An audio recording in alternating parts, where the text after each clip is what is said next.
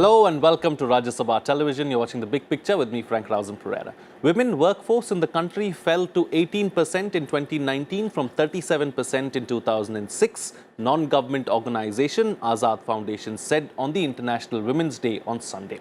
The World Economic Forum's Global Gender Gap Report this year ranks India at 149th position out of 153 countries on economic participation and opportunity.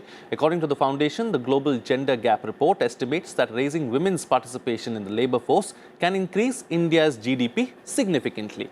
The declining women's labour force participation, gender pay gap, high rates of informal work with lack of social security are seen as impediments to the goal of gender equality and empowerment of women in India.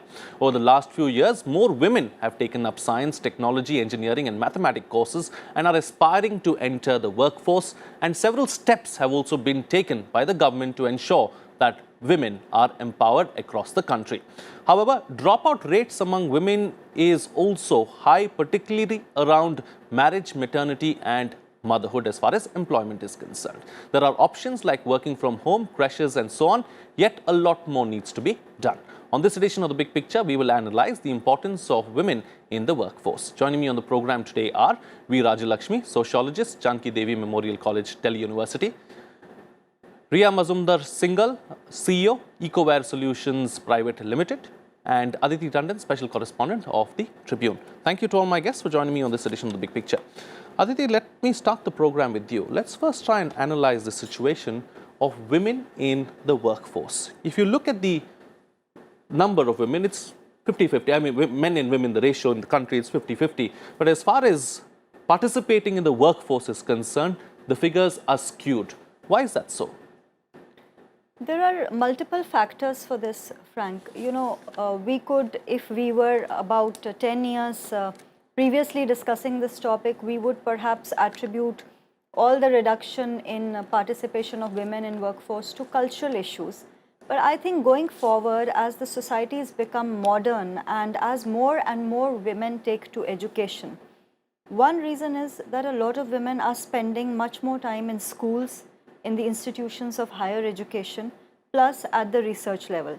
If you look at the data of the Human Resource Development Ministry, plus some data from the Department of Science, you will realize that 79% of all PhD scholars in India are actually women, which means that it's a good sign that they are spending a lot of time in education, which was not the case in the previous decades. And a lot of efforts made by successive governments on that front are paying off in the sense that women are closing the gender gap at the higher education level. For instance, if you look at the percentage of undergraduate degrees that women hold, it's about 56%. And if you see the number of PhDs that the women hold, it's around 42%. So at all levels, women are participating in education.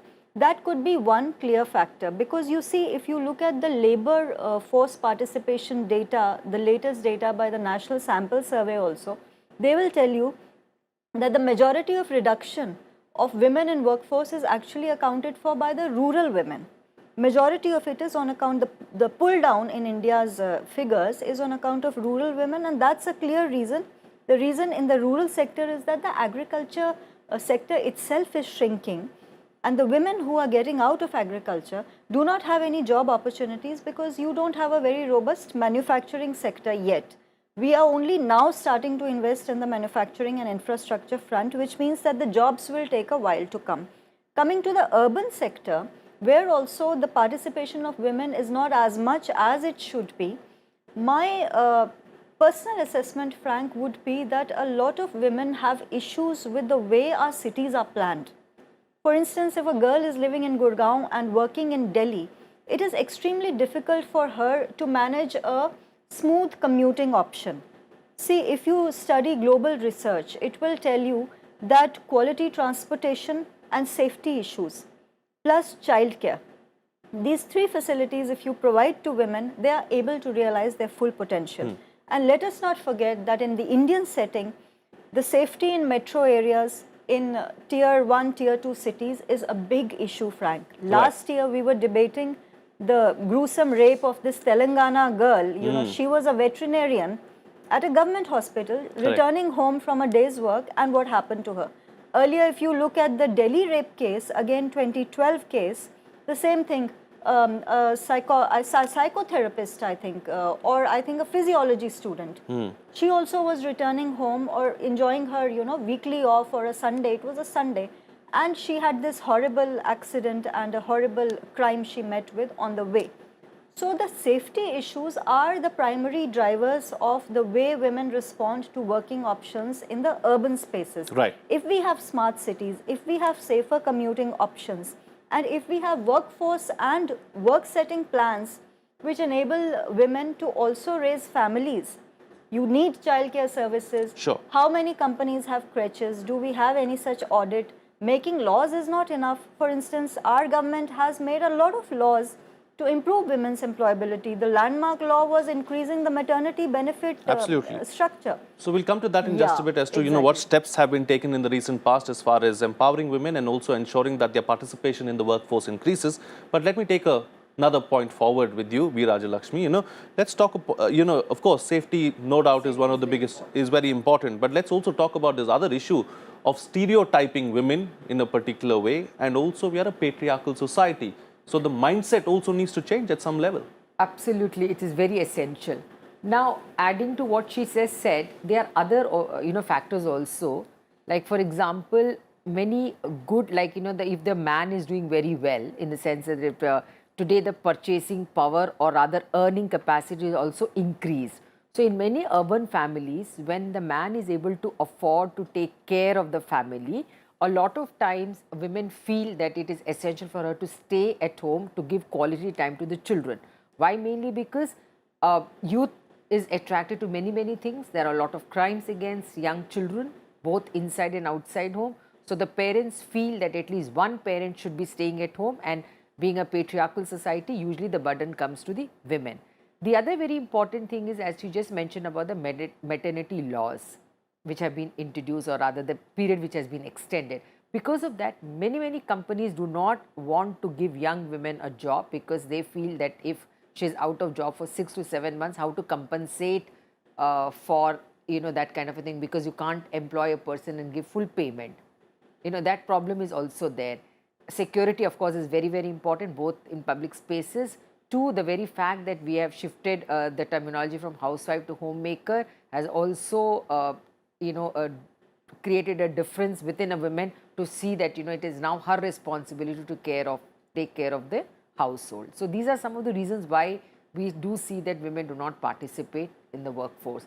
Of course, we have to see class wise, and both, as she mentioned, that the differences should be seen from cities, villages to metropolitan cities all across, because we cannot have a one statement for all. Absolutely. We can't have a one-fit-all kind of thing, absolutely. Yes. All right. So, taking the discussion forward now, Ria Singhal, as far as a woman CEO is concerned, does it become more and more difficult for a woman to climb up the ladder as well? For a same position, if there is a man and a woman who's aspiring to be at a particular position, does it become more difficult for a woman to get there? Because of the kind of society we have and because of the kind of difficulties that we have here.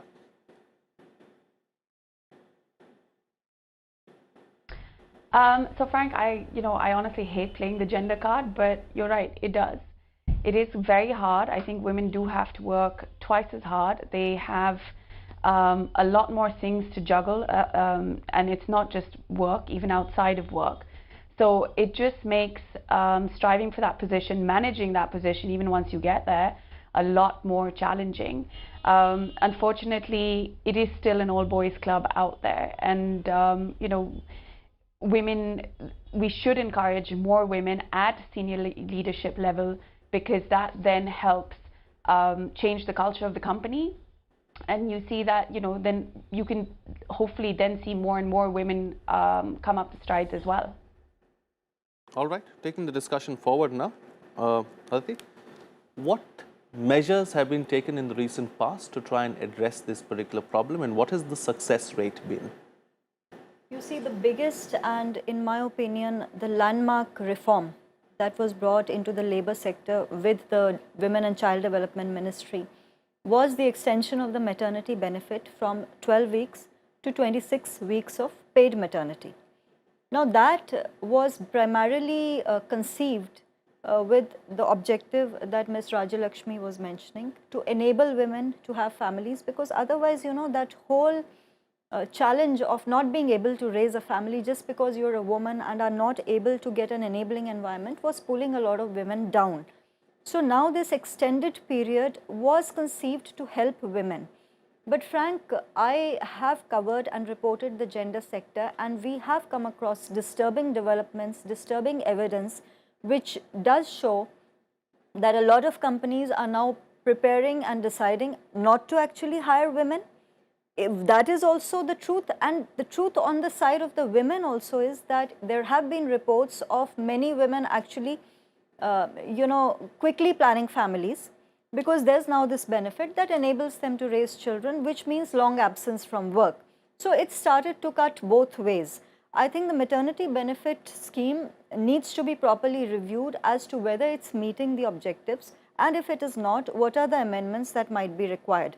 You know, the second most important law that was mandated by the government was any organization that has more than 50 employees was supposed to have a crèche, a childcare facility for women. But again, the problem with the country is that we are a very legislative heavy country, but we haven't put in too many resources to actually see whether the laws are working. Auditing of laws is something which should become an institutional practice in our country. A lot of laws have actually been taken off the statute book because they were no longer required. That process needs to be taken forward so that auditing, accounting of laws is done. The third very important advisory that was issued by the Labour Ministry to the state governments pertained to the safety of women at workplaces. The advisory was issued under the Factories Act of 1948, and the advisory clearly had said that you have to ensure safe commuting facilities for women.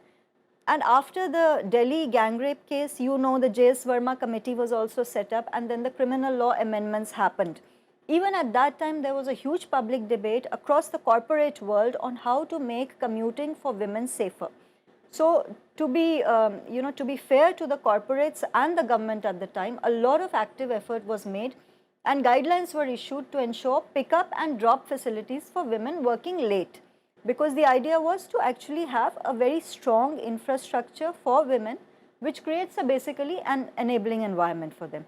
So these are progressive steps, but you actually have to go forward and see if they are helping. If they are not helping, how can they be tweaked so that they realize their desired purpose? Sure. All right. So, Rajalakshmi, is it, or rather, why is it important to have women in the workforce from a societal point of view? See, it is very important. I would first say for the company, then come to the family and the society at large. For a company, of course, it is very essential, mainly because women have a different ways of looking at things. There could be a complete and opposite viewpoint, because men think differently, women think differently. So that kind of a contrast should be there. Two, it is also very important, because see, what happens is men tend to realize the way the problems of the working women, so that once they go back, they can understand their wife's problems in case she's working somewhere else. Same thing holds for the women. She also understands the work pressure and the work burden of the husband. So that kind of a mutual understanding becomes very, very important, and that you can only learn when you are at a workplace. Now, coming to the family. Now, in the family, of course, it's very important, because most the qualities like independence, interdependency, tolerance, discipline, time management, trying to work different things at different times, that is multitasking, all these qualities you can learn and teach to your family members better in case you go out to work. So this is very important. Two, of course, when you go out to work, you further employ the other people, so money gets circulated. That is, like cooking, cleaning, you do have people coming over to do that work for you. So that way also the family, improves.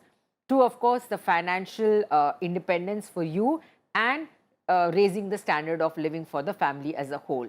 So that becomes very important. Why? Mainly because these days with the death rate control, or you can say with the medical facilities, the lifespan of the elders is quite a bit, and your lifespan also, you can say, would definitely increase.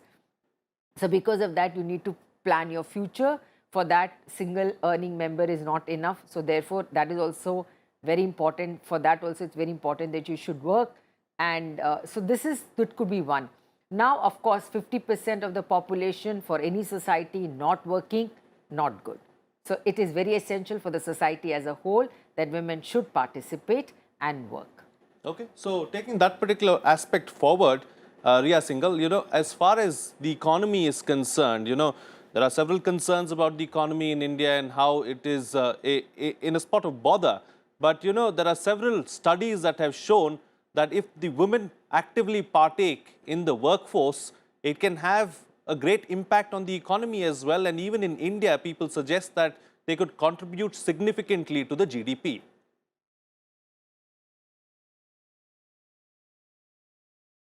I agree, Frank. I think that for any sort of campaign or anything to be a success in our country, from Make in India to achieving this $5 trillion economy, we need to have women as part of the workforce. I do a lot of work with CII on personally how to get more women into manufacturing, because that's something I'm really passionate about. We've often found that all our board toppers are girls. We have no idea what we're losing them to. So we're really working actively to see how to get more girls into manufacturing, to upskill them and to retain them all as well. So I know we've touched upon certain aspects of safety in maternity leave or even flexi working hours. And again, I do a lot of work with the National Commission of Women as well, and we do a lot of workshops on how to empower women through entrepreneurship. So we really want to get our women out there, engaged in the workforce, engaged in the community, because it has obviously this positive impact on economic, social, and personally for them as well. Right, since we are here, Ria, let me take a couple of aspects forward with you. Since you work so closely with these women, so what are some of their apprehensions really as far as joining the workforce is concerned? What keeps them away from working, or rather this kind of formal work? So I think specifically in the manufacturing sector, we found that a lot of girls weren't aware of roles that they could possibly, the sort of the job descriptions, or what it is that they could be doing in a manufacturing sector, because I think, typically feel that these are more male-dominated roles. So we've worked on active recruiting at campuses to say, these are the kind of things that we do. This is what the company is about. Would you like to come and join us? As well as speak to their families, because again, there's this misconception of this is more of a male-dominated sector. Is it safe for my girls to be working on a factory floor? What is it that you're doing as an employer to keep them safe? So that element of reassurance, that element of education in terms of what role exists. And then again, to upskill. So sorry, just before I come to upskilling, safety is a paramount factor, because, for instance, my factory is out in Greater Noida, and when I started 5 years ago, I didn't have a single woman, as much as I'd wanted, to be able to come and, she didn't feel safe to come to this factory out in Greater Noida. So when we started, 100% of our workforce was men, and then we slowly kind of, built an element of trust, and we kind of, again, from a transportation point of view, from a flexi hour point of view, we said if we hire girls that they would only work the day shift. We would not hire them in the night. And so I think, we kind of got this element of credibility, and then slowly people started bringing their wives on board, or their sisters, and now we've got about 40% of our workforce that's women. So I think safety plays a huge part as well. And then again, it's about promoting these women and empowering them when they're working for you, upskilling them. You started in one role, great, okay, there are like 10 other things that you could do on this manufacturing unit. What do you want to do? We build those personal development plans and help them through their success stories. And then I think, to come to the next part, which is retaining them, we've touched upon the maternity aspect, is, how flexible are you? Do you have a crash? We've had, when I used to work in the UK for Pfizer, we had a great contract for mothers, and that was called, the part-time, term-time contract. So it was basically went in parallel to the school hours as well as the school holidays, and that's something that we're looking to implement as well. So yeah, and I think equal pay is an important one. You know, are you paying your women the same amount? Are you paying as you paying a man to do the same job? Right. Yeah, I think these are all very, very good aspects. Yeah, please do. Sorry. Actually, you know what, about the patriarchal notion and the way in which there is gender stereotyping. Yes, there is, because, you know, a lot of jobs are, you know, divided as men's job or women's job. There is a division like that. And suppose in case women take up jobs which are actually so-called males' job, like manufacturing or technicians and all, they, you know, in the marriage or family fields gets very scared that the girl might not be able to get married. You know, the family gets scared, and then even if they take up the job, they want her to, you know, temporarily be out of the job just before a marriage. Why? Mainly because they feel that these kind of jobs maybe probably she'll not be able to get a good husband. So that kind of notion, and of course the sexual harassment which a lot of people feel and that complain about it, that is also a problem. Now, in those kind of jobs where the promotions and the job is not well defined, in the sense the you know, the nature of the job is not well defined, there are more problems which women face. Right. So that's also sure. an issue. Absolutely. Yeah. Absolutely. These are some things that we need to address. So time now to get closing comments from all my guests. The best way forward, starting first with you, Aditi. See, as far as I'm concerned, I think hiring women or increasing their participation in workforce alone is not enough. Of course, it's very important considering 234 million people will join the Indian workforce by 2025. So gender parity in Indian context is more important than in context of any other country in the world, because we have a demographic dividend. Increasing 10 percentage points of participation of women in the workforce will boost our GDP by about US $777 billion by 2025, and that will aid our economy to become a 5 trillion economy. So that's one part of the story. But what I was saying is, getting them into workforce is not the only goal that we should be looking at. Are women presently in leadership roles or not? That is equally important. The lady entrepreneur was mentioning equal pay parity. Well, in India, there are researches which tell us that for the same job, a man gets 100 rupees and the woman gets 65 rupees. So that's the kind of pay gap that we are talking about. That's one. And you have to ensure women in leadership roles, because once women are in leadership roles, women-centric and enabling environments will automatically flow.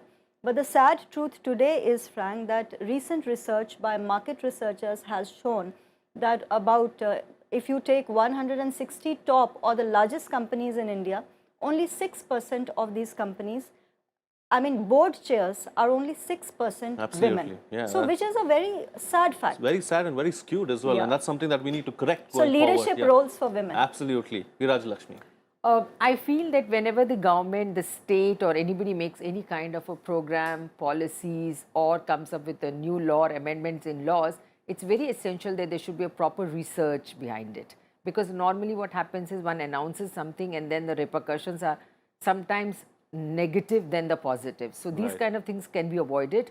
Two, of course, it's very, very essential for both the family and the individual to be working, because that gives a, you know, interaction. Of course, there's no better learning than interacting. So the more you interact with the outside world, the better person you become. And even at the workplace, it's very important that there should be equal number of men and women, because the sensitivity can be more there. So I say that it's very essential for women to come out and work. And the state should, of course, play a very, very important role in providing a proper, safe environment. Absolutely. And Riya, please close the show for us with your concluding remarks. So, Frank, I think, you know, we all agree that there are a large pool of talented, educated women in our country. We need to engage them. We need to get them in. We need to not just see them in, we need to see them in every level of the company, basically from senior positions downwards. And we need the culture to change, right? So I would just say that what's important to me is that we need to be more consistent with this. What we see is that around March 8th, International Women's Day, suddenly this becomes a hot topic and everyone is talking about this. But I wish for us to talk about this all year round, because only then do I feel is something going to change and something going to happen.